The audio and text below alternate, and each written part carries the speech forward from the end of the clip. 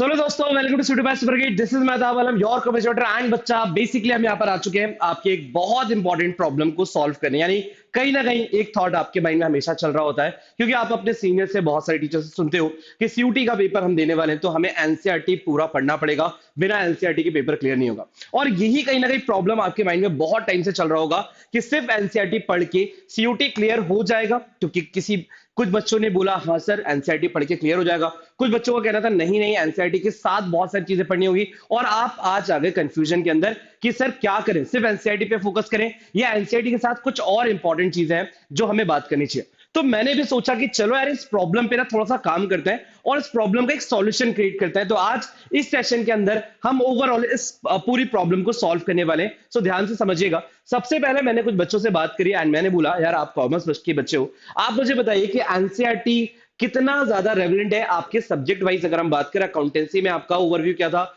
या अगर हम बात करें इकोनॉमिक्स में क्या था, बीएससी में क्या था। तो अकाउंटेंसी में कुछ बच्चों का कहना था सर एनसीईआरटी कॉन्सेप्ट तो क्लियर है बट एमसीक्यू ट्विस्टेड होता है। यानी अगर आप एनसीईआरटी का कॉन्सेप्ट क्लियर करके जाते हो तो आपको ये समझ में आना चाहिए एग्जाम में क्वेश्चन जो है वो ट्विस्टेड वे में आएंगे और वो एनसीईआरटी से नहीं बनेगा। यानी कि कहीं ना कहीं कुछ बच्चों का कहना था, और ये कॉमन थॉट लेकर के आया मैं बहुत सारे बच्चों से बात करने के बाद, जो मेन प्रॉब्लम मुझे समझ में आई वो यही थी कि एनसीईआरटी से आप कॉन्सेप्ट तो अपने रेडी कर सकते हो बट द थिंग इज कि जब क्वेश्चन ट्विस्ट करके आएंगे आपके सामने तो आप क्या करोगे।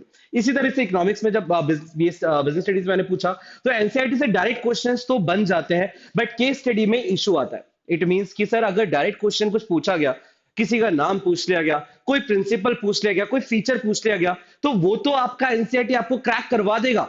बट अगर केस स्टडी पूछ ली गई, रियल लाइफ एग्जांपल्स आ गए, तो फिर क्या करोगे? क्या ये एनसीईआरटी से कवर होगा? तो आपने बोला नहीं सर यहाँ पे हमें और अंडरस्टैंडिंग चाहिए और मैच्योरिटी चाहिए टुवर्ड्स दी कॉन्सेप्ट। तो ठीक है सर, ये भी एक प्रॉब्लम फेस हुई।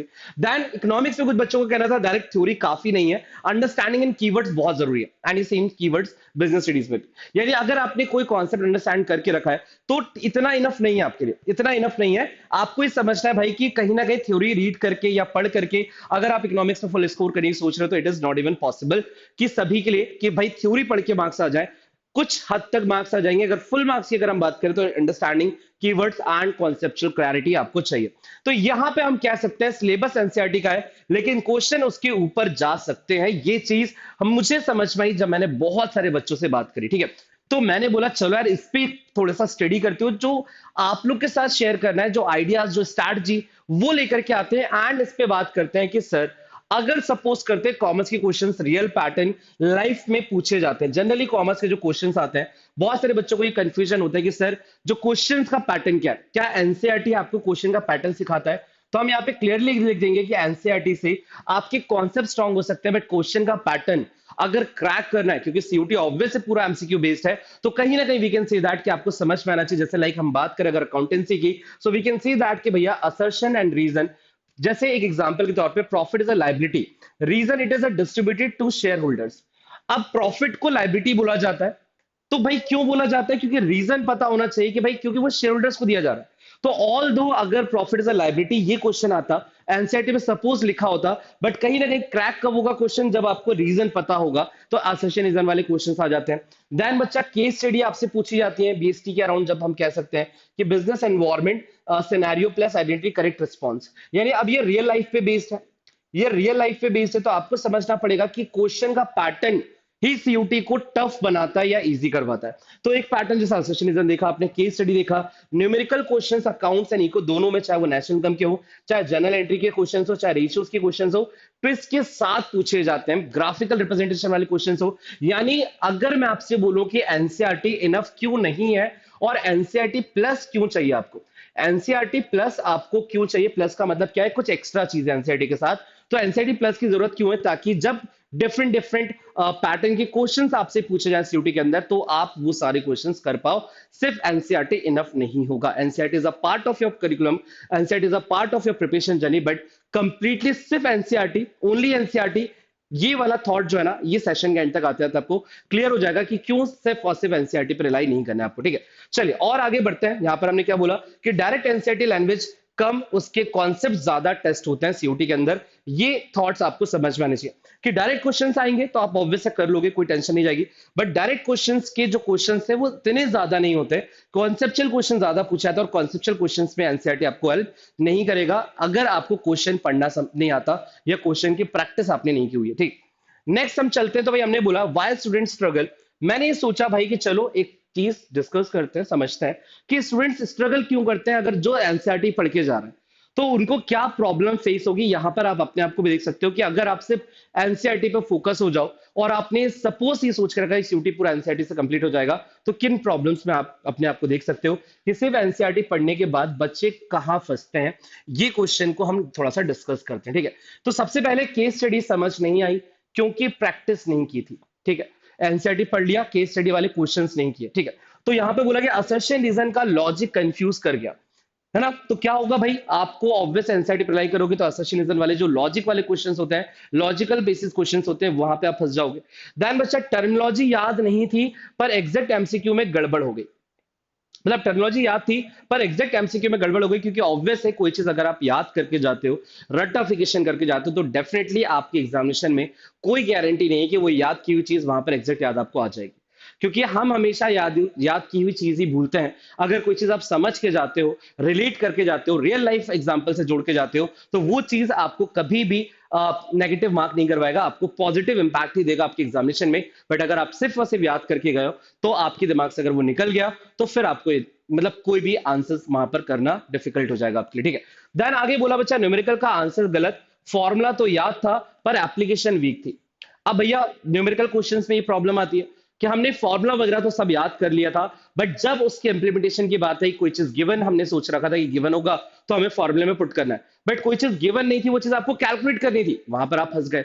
तो ये कुछ कॉमन प्रॉब्लम्स है अगर आप सिर्फ एनसीईआरटी प्रोवाइड करते हो। एनसीईआरटी के साथ प्रैक्टिस, और प्रैक्टिस भी किस लेवल की, ये आपको समझना बहुत यहाँ पे जरूरी है। यानी कि भाई रट्टा नहीं, समझना जरूरी है। यहाँ पे लास्ट में मैंने क्या लाइन दी, टैगलाइन आपको, कि भाई रट्टाफिकेशन करना, अगर रट्टाफिकेशन के लिए एनसीईआरटी पढ़ते तो भाई आराम से मार्क्स आ जाते, बट सिर्फ रट्टाफिकेशन करने से सीयूटी में फुल मार्क्स तो नहीं आने वाले। ये मैं यहाँ पर आपको बिल्कुल क्लियर थॉट में बोल रहा हूँ, एंड इस पे अगर ये मैं बोल रहा हूँ तो मैंने बहुत स्टडीज के पीछे कर रखी है। ठीक है, चलिए आगे बढ़ते हैं और बात करते हैं बच्चा कि स्ट्रीम वाइज स्टडी। सर अभी तक तो आप प्रॉब्लम्स हमें ना आइडेंटिफाई करवा रहे हो कि क्या प्रॉब्लम्स हो सकती हैं। अब आप बताइए कि हमें क्या करना चाहिए। एनसीईआरटी तो ठीक है, एनसीईआरटी को जैसा आपने बोला it is a part of your preparation journey, आपके प्रिपरेशन में एनसीईआरटी का इंपॉर्टेंट रोल प्ले करेगा, बट सिर्फ एनसीईआरटी नहीं। तो यहां पे आपको समझना चाहिए, लाइक फॉर एग्जांपल अगर मैं बात करूं स्ट्रीम वाइज स्ट्रैटेजी की, जिसमें हम बोल रहे हैं smart study strategy for commerce CUET, so we can see that कि अकाउंटेंसी में NCERT numerical basics plus solve non NCERT MCQ specially partnership and company. यानी जब आप अकाउंटेंसी की पढ़ाई कर रहे हो तो आपको इसको ध्यान रखना है कि भाई जो एनसीईआरटी बेस्ड क्वेश्चंस होते हैं, अब एनसीईआरटी बेस्ड क्वेश्चंस कौन से होते हैं, यानी कि सिंपल सी बात है, जब एनसीईआरटी में कुछ ऐसे ऐसी चीजें हैं जो थ्योरेटिकल पॉइंट ऑफ व्यू से जो बॉक्सेस में दिया हुआ है या किसी चीज का दूसरा नाम दिया हुआ है, तो इन क्वेश्चंस को कहा जाता है एनसीईआरटी बेस्ड क्वेश्चन। ठीक है, जो एनसीईआरटी में ही मिलेगा आपको। तो ऐसी चीजें आपको एनसीईआरटी के लिए पढ़ना है कि भाई अगर कुछ डायरेक्ट क्वेश्चंस आते हैं, कुछ बॉक्सेस से क्वेश्चंस आते हैं, कुछ मान लो कि सपोज करो थ्योरेटिकल क्वेश्चंस आते हैं, तो वो आपको एनसीईआरटी के ही थ्रू मिलेंगे। बट साइमल्टेनियसली आपको ये भी पढ़ना है कि भाई नॉन एनसीईआरटी क्वेश्चंस को रेडी कैसे करना है। तो नॉन एनसीईआरटी क्वेश्चंस कहां हो जाएगा, इसका मतलब एप्लीकेशन बेस्ड क्वेश्चंस, इंप्लीमेंटेशन वाले क्वेश्चंस, जहां पे फॉर्मूला यूज करके पूरा फाइनल आंसर तक आपको पहुंचना पड़ता है। तो यहां पर आपको समझना है कि पार्टनरशिप एंड कंपनी, ये दो चैप्टर्स पूरे के पूरे न्यूमेरिकल टर्म से मोस्ट इंपॉर्टेंट हो जाते हैं, जिसमें हम कहेंगे कि नॉन एनसीईआरटी एमसीक्यूज आपको सॉल्व करना आना चाहिए। तो अकाउंटेंसी पढ़ते टाइम ये बात का आपको ध्यान रखना है, ये कंप्लीटली स्ट्रैटेजी होगी।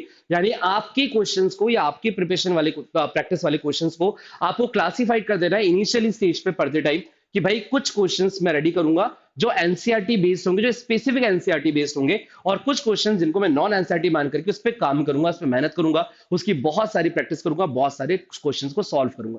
देन बच्चा बिजनेस स्टडीज में, तो बिजनेस स्टडीज में अगर आपको फुल मार्क्स लेकर के आना है तो एनसीईआरटी के साथ साथ क्या करना पड़ेगा, तो learn keywords, consumer protection, planning principles, case study based assertion is practice essential. तो यहाँ पे वी कैन सी दैट कि जो एनसीईआरटी से है, एनसीईआरटी से आपको कीवर्ड्स अपने रेडी करने हैं।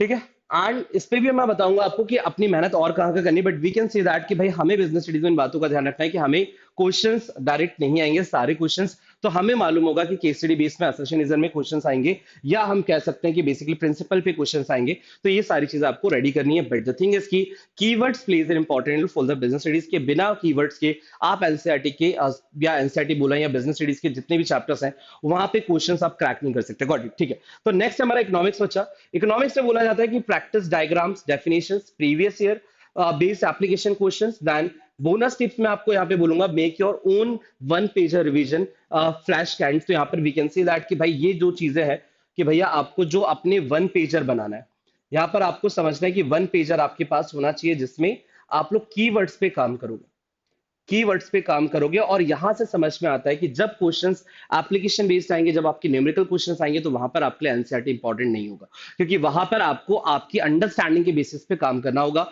अंडरस्टैंडिंग के बेसिस पे you have to give their answer, basically जो क्वेश्चन आपसे पूछे जा रहे हैं एग्जामिनेशन में, ठीक है। तो ये चीज आपको ध्यान रहे कि अकाउंटेंसी में पढ़ने का क्या तरीका होगा, इकोनॉमिक्स में क्या होगा एंड बीएसटी में क्या होगा, इन बातों का ध्यान रखिएगा। नेक्स्ट चलते हैं बच्चा हम लोग, हम बात करते हैं कि एनसीईआरटी से आपको जब आप पढ़ते हो तो क्या क्या चीजें आपको मिलती हैं, ठीक है। तो यहां पर हम पॉजिटिव चीजों के बारे में बात करेंगे। जैसे मैंने बोला ये सपोज हमारा एनसीईआरटी, तो उससे पहली चीज क्या आएगी, ओनली एनसीईआरटी पढ़ेंगे। अगर अपन सपोज सिर्फ और सिर्फ एनसीईआरटी पढ़ेंगे, तो यहाँ पे मैं सिनारियोज बता रहा हूँ कि आप जब अपनी प्रिपरेशन कर रहे हो तो इसमें चार तरह के स्टूडेंट्स हो सकते हैं, या चार तरह के हम बोलते हैं, चलो चार कैटेगरी में हमने स्टूडेंट्स को बांट दिया कि पूरे इंडिया में जितने कॉमर्स में सीयूटी एग्जाम लिखने वाले, तो हमने बोला बेसिकली कि चार कैटेगरी में उन सारे स्टूडेंट्स को बांट दो। पहली कैटेगरी के स्टूडेंट्स वो होंगे जो सिर्फ एनसीईआरटी पढ़ेंगे। तो एनसीईआरटी जो सिर्फ पढ़ेंगे ना, वो क्या कर पाएंगे, जो बेसिक क्लियरिटी आएगी उनको, बट नॉट एग्जाम रेडी। मैंने क्या करा, मैंने पूरे इंडिया में जितने बच्चे पढ़ने वाले मैंने उनको चार कैटेगरी में क्लासिफाइड कर दिया। मैंने बोला पहली कैटेगरी के स्टूडेंट्स वो हैं जो सिर्फ और सिर्फ एनसीईआरटी पे रिलाई कर रहे हैं और वो बोल रहे हैं हम एनसीईआरटी पढ़ के जाएंगे तो हमारा हो जाएगा। तो उनके साथ में क्या रहेगा कि उनके बेसिक्स सारे क्लियर रह जाएंगे, बट नॉट एग्जाम रेडी वाला प्रिपरेशन उनका नहीं होगा। सेकंड कैटेगरी कौन सी होगी, तो हमने बोला एनसीईआरटी पे डिपेंडेंट सेकंड कैटेगरी होगी जिन बच्चों ने एनसीईआरटी प्लस कॉन्सेप्चुअल क्लासेस की होंगी। अब इनके लिए क्या बोला, डीप अंडरस्टैंडिंग, इनकी अंडरस्टैंडिंग बहुत अच्छी होगी जिन्होंने अपने एनसीईआरटी से कॉन्सेप्ट बिल्ड कर लिए और क्लैरिटी ले ली क्लासेस के थ्रू। क्लासेस का मतलब क्या होता है कि जब कोई एक फैकल्टी, कोई मेंटोर, कोई टीचर आपके सामने आके सारे कॉन्सेप्ट्स को एक्सप्लेन कर रहा है कि ये चीज अगर निकली कैसे निकली, ये चीज अगर ये होती है तो क्यों होती है। तो जब आप क्यों होती है, कैसे होती है, इन सब चीजों के साथ किसी भी कॉन्सेप्ट को पढ़ते हो तो आपको deep understanding towards the particular kind of topic, आपका अंडरस्टैंडिंग बढ़ जाता है। तो ये कुछ पॉजिटिव चीज है, बट क्या ये इनफ है, तो आप बोलोगे नहीं सर, ये सेकंड कैटेगरी भी 100% रेडी नहीं एग्जाम के लिए, ठीक है। थर्ड कैटेगरी हो जाएगी बच्चा NCERT plus practice question exam confidence. अब थर्ड कैटेगरी कौन सी है, तो थर्ड कैटेगरी जो एनसीईआरटी भी पढ़ रही है और साथ ही में बहुत सारे प्रैक्टिस क्वेश्चंस भी लगा रही है।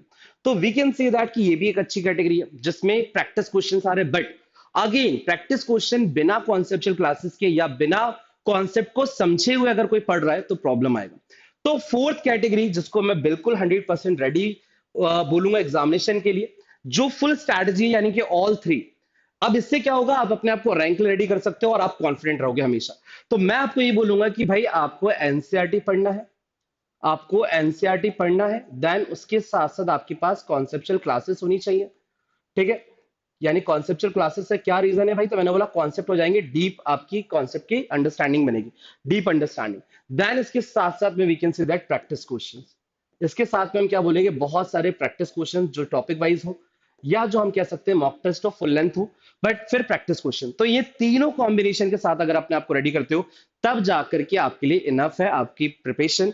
अदरवाइज आप कहीं ना कहीं लैग कर जाओगे। आपकी प्रिपरेशन यहाँ पर हमने क्या बोला 50% है, तो यहाँ पर आपकी 65% है। यहाँ पर हमने बोला कि भाई 85% है, बट अगर 100% चाहिए तो फिर इन तीनों का combination NCERT conceptual classes plus practice questions, ये कंप्लीटली रिक्वायरमेंट है सीयूटी की। अगर आप फुलफिल नहीं कर रहे हो, आप इनमें से कोई एक ही चीज कर रहे हो, दो ही चीज कर रहे हो, तो आप 100% रेडी नहीं हो अपने एग्जामिनेशन के। नेक्स्ट आगे बढ़ते हैं बच्चा, वी कैन से दैट कि फाइनल थॉट क्लियर डिलेमा क्या है भैया, क्लियर डिलेमा क्या है, तो वी कैन से दैट कि भाई हमें अपने आप को रेडी करना है, एनसीईआरटी की लाइन बाय लाइन रीड करना है जिससे हमारा फाउंडेशन स्ट्रांग हो जाएगा, इज इट। देन उसके बाद बच्चा हमें सैंपल पेपर्स लगाने जिससे हमें फैमिलिटी हो जाएगी, यानी कि हम फैमिलियर हो जाएंगे कि हमारे एग्जाम की रिक्वायरमेंट क्या है, क्वेश्चन का लेवल क्या है, अदरवाइज अगर हमें फैमिलरी अगर हम क्वेश्चन से फैमिलियर नहीं रहेंगे, हम अपने एग्जाम से फैमिलियर नहीं लेंगे, तो हम शायद प्रिपरेशन गलत डायरेक्शन में कर लेंगे। तो हमें क्या करना है, अपना फाउंडेशन रेडी करना है, एनसीईआरटी के लाइन बाय लाइन रीड करके देन सैंपल पेपर्स लगाने, ताकि आप क्वेश्चन से फैमिलियर हो जाओ, एग्जाम से फैमिलियर हो जाओ। और साथ में बच्चा आपको समझना है कि एप्लीकेशन बेस्ड क्वेश्चंस के लिए हमें प्रैक्टिस करनी पड़ेगी। सिर्फ एनसीईआरटी से आपके डायरेक्ट क्वेश्चंस बन जाएंगे, but case study based questions या रीजनिंग टाइप के क्वेश्चंस, एसोसिएशन वाले क्वेश्चन, ग्राफ वाले क्वेश्चंस या न्यूमेरिकल क्वेश्चन, इनके लिए आपको कॉन्सेप्ट की deep understanding as well as बहुत सारी प्रैक्टिस की भी जरूरत पड़ेगी। ठीक है, देन बच्चा लास्ट में आपको ध्यान रखना है कि इन सब चीजों को करने के बाद आपके लिए इंपॉर्टेंट होता है रिटेंशन, कि भाई कोई फॉर्मुला पढ़ा है तो रिटेन कर जाए, कोई कॉन्सेप्ट पढ़ा है तो रिटेंशन हो, आपकी डेफिनेशन पढ़ी है, प्रिंसिपल्स पढ़े, तो उसके लिए आपके नोट्स प्लस रिवीजन, ये सबका कॉम्बिनेशन आएगा जो आपके सीयूटी 2026 के ड्रीम को फुलफिल करवाएगा, और उसमें आप 100 परसेंटाइल के साथ अपना हर सब्जेक्ट क्लियर कर लोगे। यहां पर हम डोमेन की बात करें, कॉमर्स में अकाउंटेंसी को बिजनेस, तो हमारा ड्रीम भी यही है कि हम 100 परसेंटाइल लेके आए, और डेफिनेटली हम इस थॉट के साथ तो क्रैक कर ही सकते हैं। ठीक है, सो ऑल द बच्चा, this is from my side, and I hope आपको ये वीडियो बहुत ज्यादा पसंद आएगा, क्योंकि इस वीडियो में, इस सेशन में हमने डिटेल में बात करी कि एनसीईआरटी का थॉट क्या चल रहा है, एनसीईआरटी की वजह से प्रॉब्लम्स क्या आ रही है, आपके माइंड में थॉट क्या आ रहा है कि भाई सिर्फ एनसीईआरटी इनफ है। तो अब आप एट द एंड मेरे साथ में सेशन के एंड में जरूर लिख सकते हो, और आपको बताना भी कमेंट में, you have to comment below सिर्फ एनसीईआरटी या एनसीईआरटी प्लस, आप किस टीम में हो, यानी आप क्या कहते हो कि सिर्फ एनसीईआरटी पढ़ना आपके लिए काफी होगा, या आप भी उसी टीम में शामिल हो गए जिसमें मैंने बताया आपको कि NCERT plus conceptual class plus plus plus practice questions. तो यहां पर आपको जरूर बताना है, एंड इसके अलावा आपको फर्दर किस किस तरह के सेशंस की जरूरत है वो भी मुझे कमेंट में बताइएगा। अपकमिंग डेज में आपके लिए बहुत सारी चीजें यहाँ पर आने वाली है, बहुत सारी सीरीज आपके साथ यहाँ पे चल रही है, पीवाईक्यू सीरीज चल रही है, तो वो सारी सीरीज का आपको पार्ट रहना है, बिकॉज एग्जामिनेशन में हम मिल करके साथ में मचाएंगे। सो ऑल दो इन्हीं सारी बातों के साथ बच्चा, फिलहाल we are going to conclude this session. मिलता है आपके साथ बहुत जल्द नेक्स्ट सेशन में, नेक्स्ट बहुत सारे कॉन्सेप्ट्स एंड क्वेश्चन के साथ। अभी के लिए इतना ही, thank you so much, take care, bye bye.